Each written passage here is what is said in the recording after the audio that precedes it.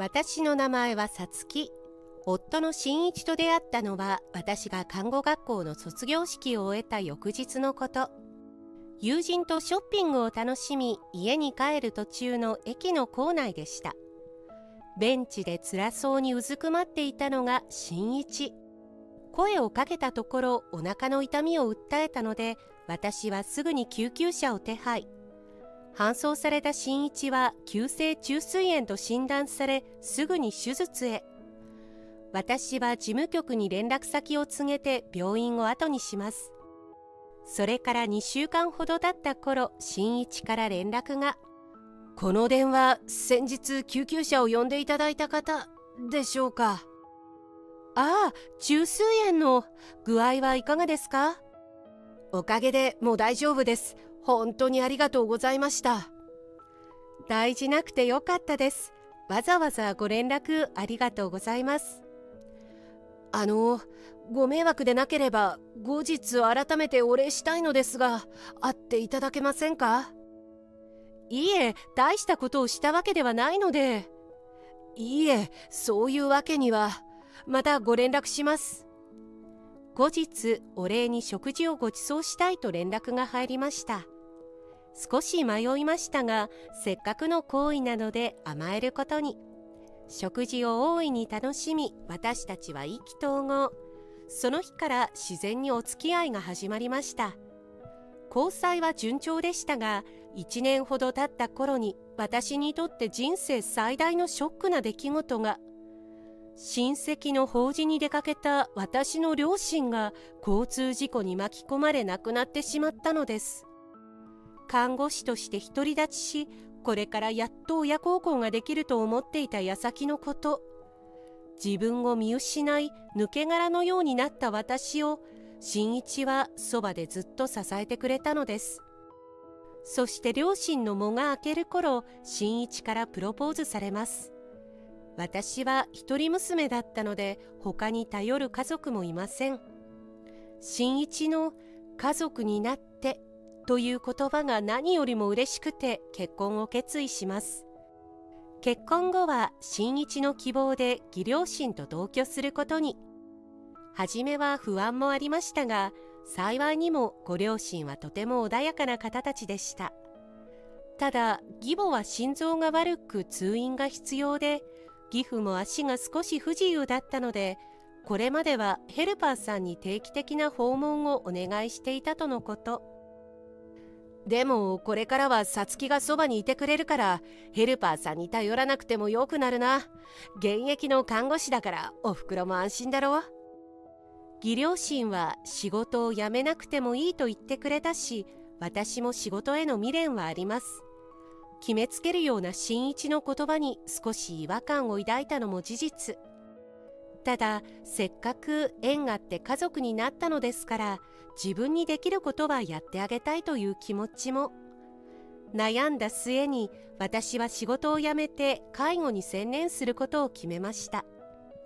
義母の体調管理には気が抜けませんでしたが、2人でおしゃべりする時間がとても楽しく、義母もさつきさんとは話が合うわねと言ってくれたり、義父は足が不自由だとはいえまだ現役で働いていました。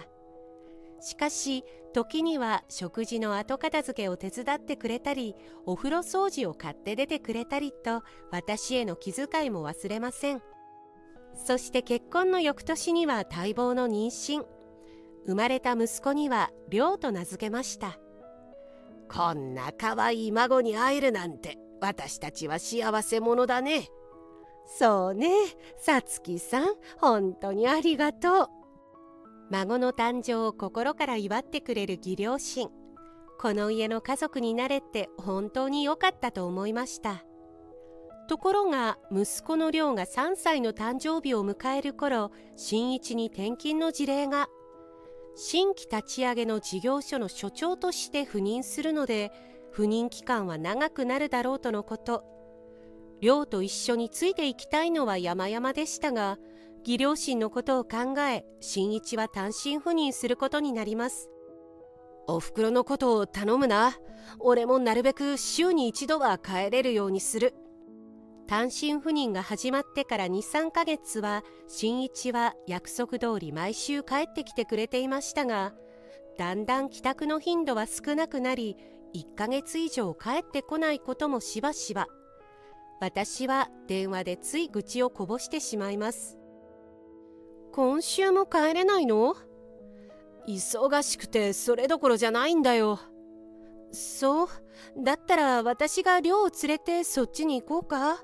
お母さんのことがあるから日帰りになっちゃうけど。さつきがこっちに？いや、交通費がもったいないし、そんなことしなくてもいい。そして新一の単身赴任が始まってから1年ほど経った頃、義母の体調が急変し、大事をとって入院することになったのです。すぐに新一に知らせ、帰ってきてほしいとお願いしたのですが、一刻を争うような状態じゃないんだろ？でも新一が顔を見せてくれればお母さんだって元気になると思うの。いや、俺が言ったって何もできないしさ。看護師のさつきがそばにいてくれれば心配ないだろ。おふくろのことをよろしくな。それじゃ。切れてしまった携帯電話を手に私は呆然としてしまいます。実の母親が入院したっていうのに、新一は心配じゃないの？そんなに冷たい人だったっけ？その後、義母の容体は悪くなる一方で、入院して2週間後、静かに息を引き取ったのです。訃報を聞いて慌てて駆けつけた新一は私に詰め寄ります。看護師のお前がついていて一体何をしていたんだ？新一、やめなさい。さつきさんのせいじゃない。だってさつきはプロの看護師だろ。おふくろの異変に気づかないなんて、何のためにお前と結婚したと思ってるんだ。どういう意味？私と結婚したのはお母さんの世話をさせるためだったの？新一、口の利き方に気をつけろ。お前の方こそなんでもっと早く帰ってこなかった？それは仕事が立て込んでて仕方なかったんだよ。とにかくさつきさんを責めるのはお門違いだ。お前からもお礼を言うべきなんじゃないのか。新一はふてくされたまま私の方を見ようともしません。義母の葬儀が終わってからも新一とはギクシャクしたまま。初七日を終えると新一は早々と赴任先に戻ってしまいました。心配した義父が声をかけてくれます。新一の暴言は私が代わってお詫びするよ。いえ、気になさらないでください。私はさつきさんに心から感謝しているよ。面倒を見てもらった上に孫にも会わせてくれて、母さんも幸せだったと思う。それにしても新一のやつ、単身赴任してからどうも様子がおかしいな。あんなにひどいことを言うやつじゃなかったんだが。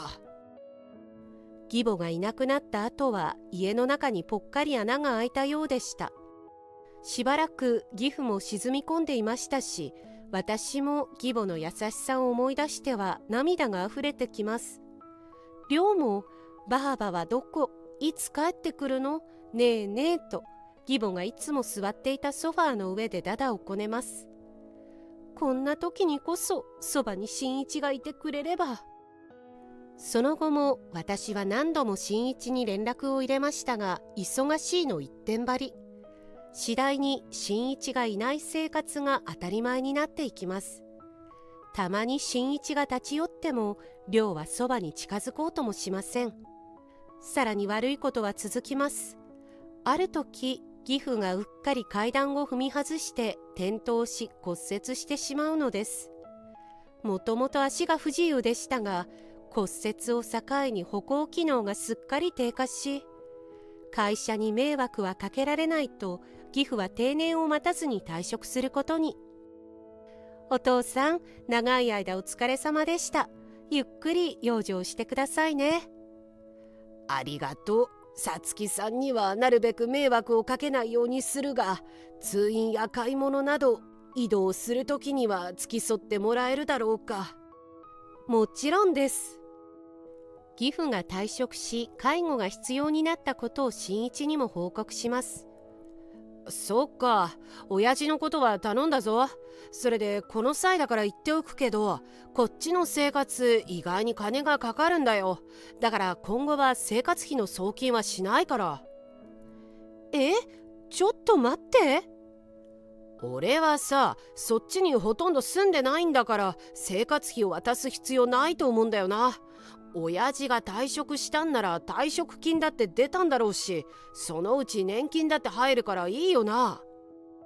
これから寮の進学費用だってかかるのよ。今すぐってわけじゃないだろ。とにかく俺が稼いだ金は自分のために使う、もう決めたから。ちょっと何を考えてるの？勝手なことを言わないで。私は必死で食い下がりましたが、電話はすでに切られた後、信じられない、ひどすぎる。どうした？さつきさんが大声を出すなんて珍しいな。新一と喧嘩でもしたのか？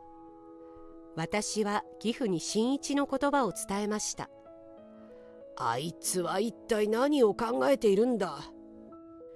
新一さん、借金でもしているんでしょうか？そんなこと考えたくもないが、よし、私から探りを入れてみよう。明日にでも新一と話をしてみるよ。翌日、義父は夜遅くなってから新一に電話をしていました。内容は分かりませんが、かなり長い間話し込んでいたようです。翌朝になってから義父に聞いてみると、新一さんの様子はどうでしたか？やっぱり借金でも抱えているのかしら？いや、そうではないが。続いて義父は何か言いかけましたが、口をつぐんでしまいます。私に伝えていいものかどうか迷っているかのように。しばらく沈黙が続き、義父は決心したように口を開きます。さつきさん、申し訳ない。新一があれほどバカだったとは。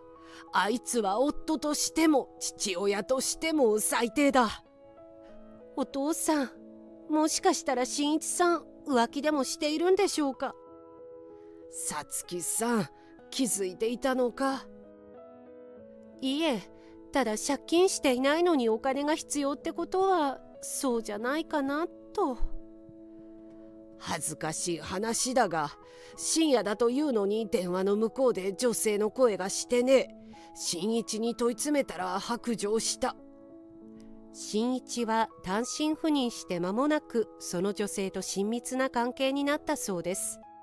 当面の生活費はこれまでの貯金で何とか賄えますが、お父さんの退職金を当てにすることなどできない。何年も浮気をしていた新一と夫婦を続けていく自信も私にはありません。離婚して仕事に復帰すれば寮を育てていくことができるでしょう。でも介護の必要な義父を見捨てるわけにはいかないし、いろいろな考えが頭の中をぐるぐる回ります。さつきさん、離婚を考えているかもしれないが、もう少し待ってくれないか？その後、義父は家にいる間、ずっと誰かと連絡を取っているようでした。そして何人かの男性が代わる代わる義父を訪ねてくるようになります。最近お父さんを訪ねてくる人が多いですね。今のうちにやっておきたいことがあってね。義母が亡くなってずっと元気がなかったのですが、人が出入りするようになってからの義父は少し元気を取り戻したように見えました。ところが一段落した頃、突然義父が苦しみ始めます。ただごとではないと思った私はすぐに病院へ。精密検査の結果、義父はがんに侵されていたことが判明したのです。思いもよらない事態に体の震えが止まりません。恐る恐る病室に行ってみると、義父は信じられないほど穏やかな表情をしています。さつきさん、迷惑をかけてすまなかった。おう、亮も来てくれたのか。お父さん。その様子だと私の病名はもうバレてしまったかな。お父さん、ご存知だったんですか？黙っていて悪かった。実は以前人間ドックで見つかっていてね。入院して治療するかどうか迷ったが、幸い痛みもほとんどなかったし、母さんを置いて入院するのもどうかと思ってね。効果的な治療法があるのなら今からでも受けてください。お願いします。いや、もう末期だと言われているしね。悪あがきせずに自然に委ねるつもりだ。そんなこと言わずに一日でも長生きしてください。私を置いていかないでください。淡々と語る義父の穏やかな目を見ていると涙があふれて止まりません。さつきさんと家族になれて私は本当に幸せだったよ。あのバカ息子の唯一のお手柄だ。あんなバカと結婚してくれて本当にありがとう。そして本当にすまなかった。私の方こそお父さんとお母さんの娘になれて本当によかった。新一とは離婚して今度こそ幸せになりなさい。それで今後のことなんだが、りょう、そこにあるバッグを持ってきてくれるかい？いいよ。義父はバッグの中から封筒を取り出します。さつきさん、私が他界した後にこの手紙を開けなさい。これは？今後のことは懇意にしている弁護士にすべて任せてある。私が死んだらすぐにそこに連絡しなさい。ただ新一には内緒にしておいた方がいい。面倒なことになりそうだからね。その後も私と亮は毎日のように義父の病院に通いました。新一にも義父の病気のことを伝えましたが、見舞う気はないようです。入院して2ヶ月後、義父はがんを患っていたとは思えないほど穏やかな表情をして旅立っていきました。葬儀の日には新一も戻ってきました。見知らぬ若い女性を連れて。この女性が例の浮気相手ね。まだ20代そこそこに見えるけど。おう、さつき、いろいろとご苦労さん。今日は俺も実家に戻るよ。それとこっちはリリカって言って、そうだな、俺の仕事仲間みたいなもんだ。リリカさん、はじめまして。いつも主人がお世話になっています。あ、しんちゃんの奥さん、いつもお世話してます。意味深にニヤッと笑ったその顔を殴りつけたい気分でした。新一、明日はまだこっちにいられるんでしょ？弁護士さんからお父さんの遺言書について説明があるから必ず顔を出してね。遺言書か。へへ、遺産はどれぐらいあるんだろう。楽しみだな。1億 ?2 億？しんちゃんいきなり大金持ちになっちゃうんじゃない？せいぜい2人で浮かれていればいいわ。翌日弁護士がやってきました。私は葬儀の前日、義父の手紙にあった通り連絡を取っていたので、今日話し合われる内容は把握済み。リビングには私と亮、新一、そしてなぜかリリカも同席しています。皆さんお揃いのようですので、早速始めたいと思います。遺言書には新一さんとさつきさんの婚姻関係についての記載もありますので、まずはそちらから。俺とさつきの婚姻関係？新一さんはさつきさんと離縁すること。理由は新一さんの不貞行為による貞操義務違反。直ちに離婚届を提出し、婚姻関係を終わらせること。なお、新一さんからさつきさんへ慰謝料300万円支払うこと。同時にさつきさんは不貞行為の相手女性にも同額を請求できます。はあ？慰謝料？不貞行為って何のことだよ。でたらめを言うなよ。不貞行為の証拠となる画像や音声も揃っていますよ。こちらです。弁護士はそう言うと、新一とリリカのいかがわしい写真をテーブルに並べ始めます。亮が同席しているので、音声の方は2人にイヤホンをして聞いてもらいました。たちまち青ざめる2人。どういうことだよ、さつき。俺をはめたのか？いいえ、これはお父さんが興信所に依頼したそうです。私もおととい初めて知りました。くそ、それにしたって慰謝料300万ってぼったくりすぎだろ。ふざけんな。リリカも300万円払わなきゃいけないの？やだ、そんなお金あるはずないじゃん。この人本当の弁護士さん？奥さんとグルになって騙しているんじゃないの？弁護士は一瞬顔をしかめましたが、すぐに冷静な表情に戻ります。不服があるのなら、そちらも弁護士を立てて争っていただいても構いません。ただ私の経験から申し上げますと、これだけ確かな証拠が揃っている場合、そちらの弁護士を引き受けてくれる同業者はまず見つからないと思います。それでも争うというなら裁判をしても構いませんよ。裁判だって？裁判なんて絶対嫌。慰謝料払って終わりにしようよ。しんちゃんは一人っ子だから遺産は全部もらえるんでしょ？そこから私の分も出してよ。いまいち納得いかないけど、遺産が入るんだから600万なんてはした金だな。よし、分かった。慰謝料払ってやるよ。まだもらってもいない遺産を当てにしてニヤニヤと川残用を始めた2人。弁護士は話を続けます。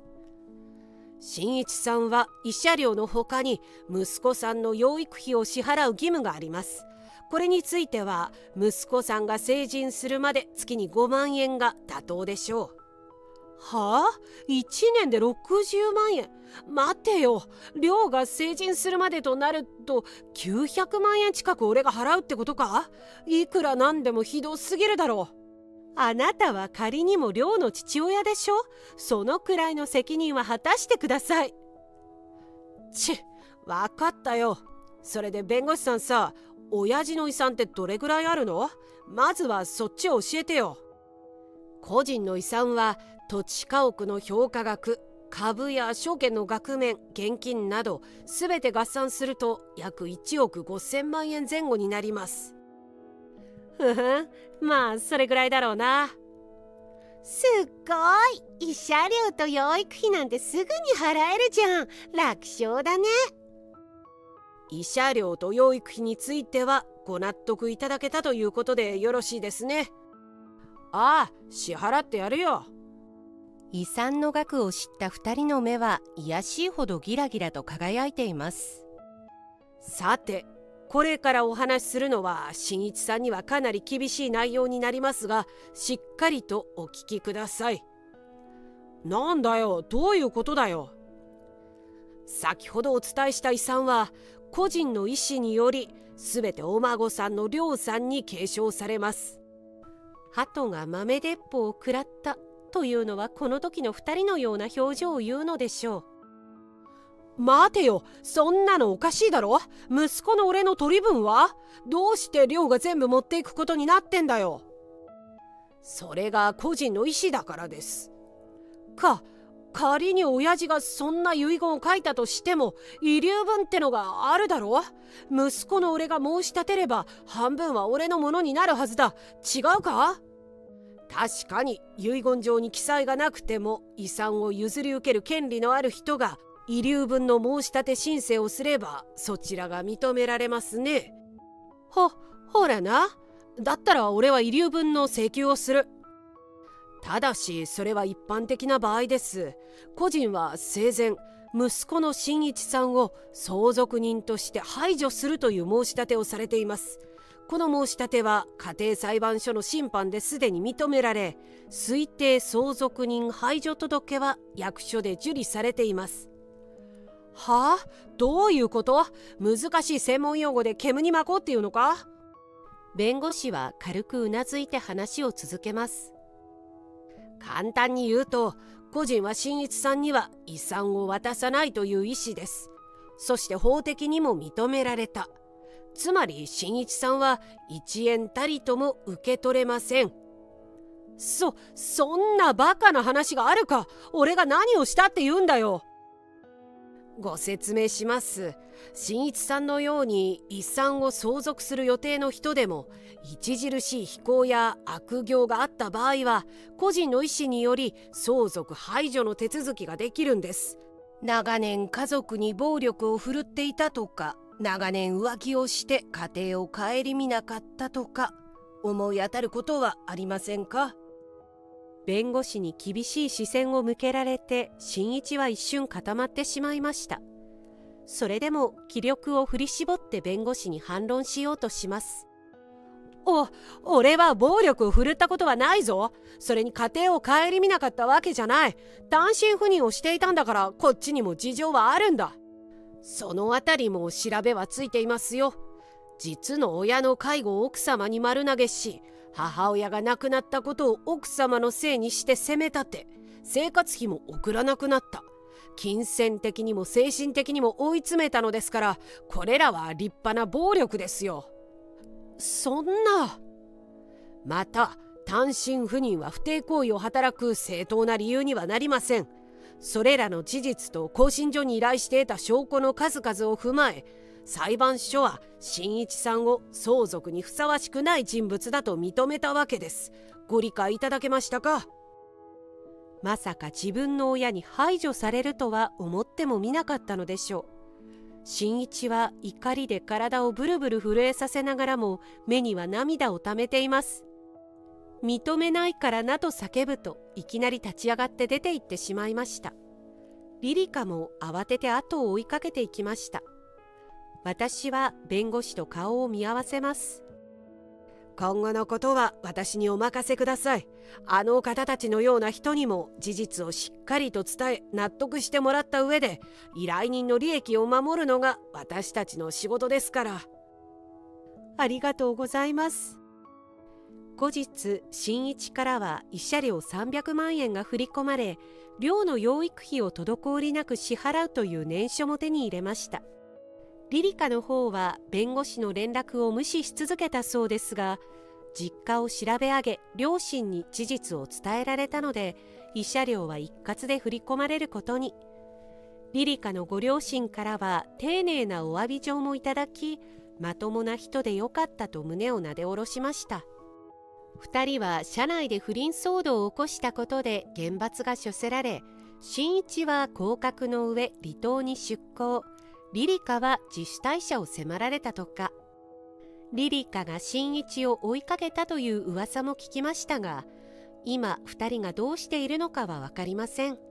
今さら知りたいとも思いませんけどね。離婚届を早々に提出しました。離婚が寮にどのような影響を及ぼすのかが心配でしたが、幸いなことに新一からはほとんど可愛がられた記憶がないので、離婚したことを伝えても何ともつれないリアクションがあっただけ。本音を言えばほっとしました。こんなにスムーズにことが運んだのも、がんを患っていたにもかかわらず、私と寮のために手を尽くしてくれた義父のおかげです。